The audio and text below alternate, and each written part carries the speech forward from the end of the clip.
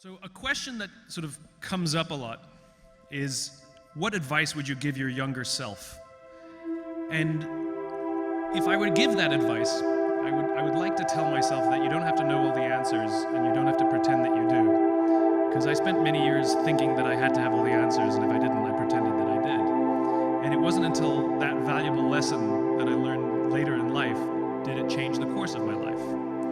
And so I thought what I would do today is just share a few stories, a few things that I've learned along the way, some of them big ideas, some of them small, that have helped mold my perspective on the world, and hopefully it'll give you something to take away as you go on to your next challenge.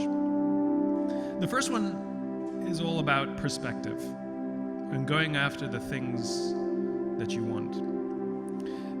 In Central Park, the New York Roadrunners Association hosts races on the weekends.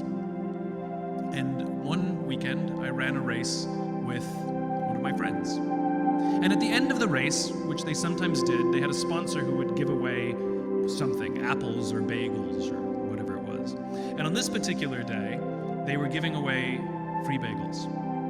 So we'd finished the race, and you sort of can imagine the scene. It was cafeteria tables lined up next to each other with boxes of bagels across the cafeteria tables, a line of volunteers on one side of the table, and a much longer line of runners hoping to get a free bagel. So I said to my friend, let's get a bagel. And he looked at me and he said, ah man, the line's too long. And I looked at him and I said, it's a free bagel. And he said, I don't want to stand in line. And I looked at him again, I said, free bagel. And that's when I realized there's two ways you can see the world. You can see the thing that you want, or you can see the thing that's standing in the way of the thing that you want. I could only see the bagels, and he could only see the line. And people who can see the bagel, people who can see the thing that they want, the things that are getting in the way are actually diminished in size. They're just obstacles to go over or around. It's an opportunity for invention or innovation. Whereas people who can only see the obstacle and literally lose sight of why they set out on the journey in the first place, they become stunted by fear or overwhelmed by the challenge ahead of them.